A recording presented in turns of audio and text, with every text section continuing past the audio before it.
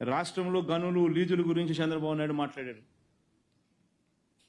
రాష్ట్రంలో గనులు లీజుల గురించి మాట్లాడుతూ పెద్దిరెడ్డి రామచంద్రారెడ్డి అని ఆయన మీద బండేయాలని చెప్పి విపరీతంగా ప్రయత్నం చేస్తూ ఉంటాడు. పాప పెద్దిరెడ్డి రామచంద్రారెడ్డి ఈయన చిన్నప్పుడు క్లాస్మేట్లు.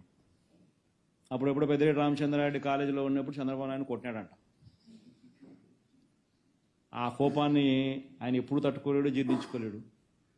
పెద్దిరెడ్డి రామచంద్రారెడ్డి అంటే ఇటుకుంటాడు, వాళ్ళ కుటుంబాన్ని నాశనం చేయాలా, వాడి కుటుంబాన్ని తొక్కాలా, వాళ్ళ కుటుంబాన్ని చెడు చేయాలా అని చెప్పి. పాపం ఆయన అంటే ఆయన ఏ పోర్ట్ఫోలియో ఉన్నా కానీ అంతే, ఆయన మీద పడాల్సిందే, ఆయనను ఏమేమో ఆయన చేయాల్సిందే.